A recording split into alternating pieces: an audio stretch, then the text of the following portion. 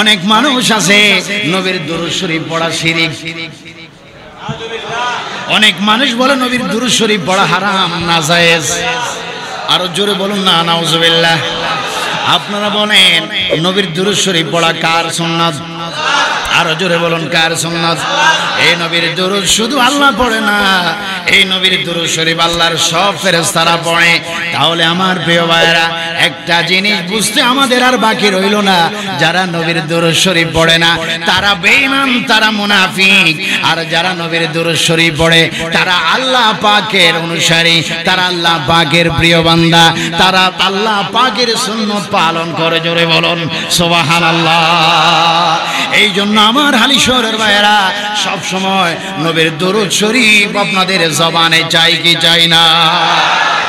এই জন্য ভাইরা আমার, নবীর দুরূদ শরীফ পড়লে কি লাভ হবে, কি ফায়দা হবে? আমার প্রিয় ভাইরা, এই দুনিয়াতে আমরা ইবাদত বন্দেগী করি, আমরা নামাজ রোজা করি, আমরা কত কিছু ইবাদত করি, শুধু একটু আল্লাহর দরবারে আমাদের ইবাদতটা কবুল হওয়ার জন্য। ঠিক কিনা? কত সুন্দর করে তাকওয়া করে আমরা ওযু বানাইলাম, কত সুন্দর করে তাকওয়াবান ভাবে আমরা সুন্নতি দাঁড়িয়ে রাখলাম, আমরা ওযু দাজ করে আমরা সুন্দর করে কত ফরজগার ভাবে আমরা মসজিদে এসে আল্লাহর ধ্যানে আমরা নামাজ পড়লাম, আমরা ইবাদত বন্দেগী করলাম। কিন্তু ভাইরা আমার, আল্লাহ পাকের যত ইবাদত রয়েছে ওই তত ইবাদতের মধ্যে ইবাদতের মূল হচ্ছে আল্লাহর কাছে দোয়া এবং নামাজ। সুবহানাল্লাহ। বলুন নামাজের মধ্যে দোয়া আছে কিনা? আরো জোরে বলুন আছে কিনা? নামাজের মধ্যে দোয়া আছে। এই জন্য ইবাদতের মূল হচ্ছে আল্লাহর কাছে ফরিয়াদ, দোয়া। আল্লাহু আকবার বলুন। কিন্তু ভাইরা আমার, তিরমিজি শরীফের হাদিসের মধ্যে রয়েছে, মিশকাতের সূত্র 87 পৃষ্ঠা, হাদিস খানা 874 নম্বর হাদিস। একটু গভীর মনোযোগ ভাইরা আমার। আল্লাহর প্রিয় নবীর সাহাবী হযরতে ওমর ইবনুল খাত্তাব রাদিয়াল্লাহু তাআলা আনহু তিনি বয়ান দিচ্ছেন, ইন্নাদ দুআ মাওকুফুন বাইনাস সামাই ওয়াল আরদ লা ইয়াসআদু মিনহু শাইউন হাত্তা তুসাল্লি আলান নবিকা। তিনি রওয়ায়াত করছেন, বয়ান দিচ্ছেন, মানুষ যখন নামাজ পড়ে, মানুষ যখন আল্লাহকে ডাকে, মানুষ যখন ইবাদত বন্দেগী করে, একটু আল্লাহর দরবারে দোয়া করে, ফরিয়াদ করে, আমরা আল্লাহর দরবারে দোয়া করি কিনা? আরো জোরে বলুন, করি কিনা? আল্লাহর দরবারে আমরা দোয়া করি, ফরিয়াদ করি, হাত তুলি, আল্লাহ গো আমাকে তুমি কবুল করো, আল্লাহ গো আমার গুনাহগুলো তুমি মাফ করো, আল্লাহ গো মৃত্যুর যন্ত্রণা লাঘব করো, আল্লাহ গো হাসরের ভয়াবহ থেকে আমাদেরকে রক্ষা করিও, আল্লাহ অশান্তি দূর করো, পরিবারের অশান্তি, সমাজের অশান্তি, রাষ্ট্রের অশান্তি থেকে হেফাজত করো। কত প্রকারের দোয়া আমরা করি। এই যে নামাজকেও দোয়া বলা হয়েছে এবং আল্লাহর দরবারে হাত তুলে আমরা দোয়া করি। তিনি বলছেন, ইন্নাদ দুআ মাওকুফুন বাইনাস সামাই ওয়াল আরদ লা ইয়াসআদু মিনহু শাইউন।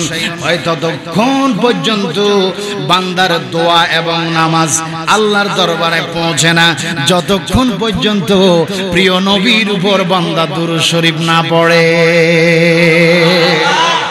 ভাইরা আমার, নাসাই শরীফের হাদিস, মিশকাতের সূত্র পৃষ্ঠা নম্বর 86 এবং ভাইরা আমার শেফা শরীফের মধ্যে দ্বিতীয় খণ্ডের মধ্যে আল্লামা কাজী আয়াজ উল্লেখ করেন 55 পৃষ্ঠায়।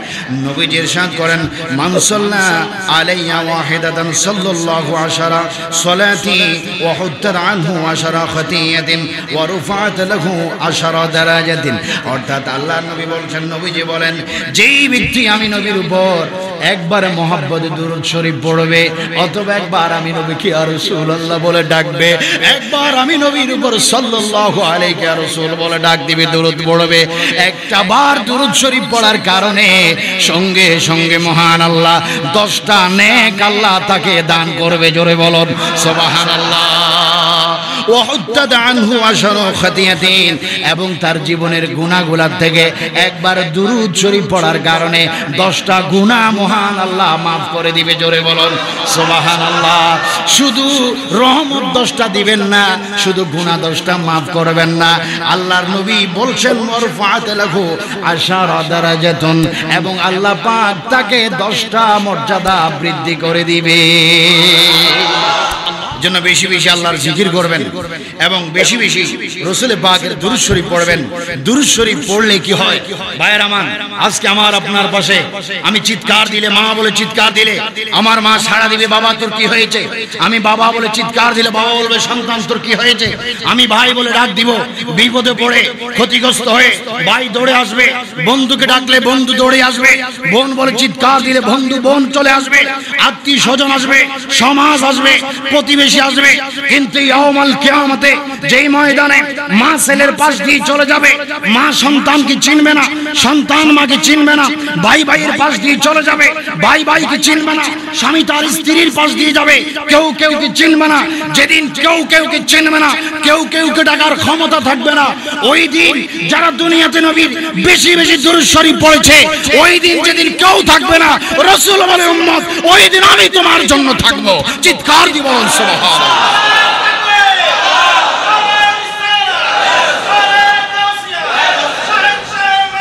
জিন্দাবাদ জিন্দাবাদ।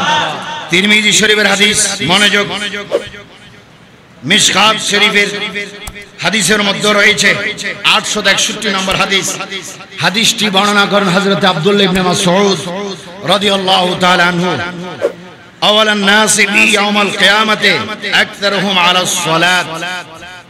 কয় যারা নাকি দুনিয়াতে বেশি বেশি নবীর দুরূদ শরীফ পড়বে, এরা একেবারে রাসূল পাকের আশেপাশে ডানে বামে তারা হাসরের মাঠে থাকবে। আরো জোরে বলুন না সুবহানাল্লাহ।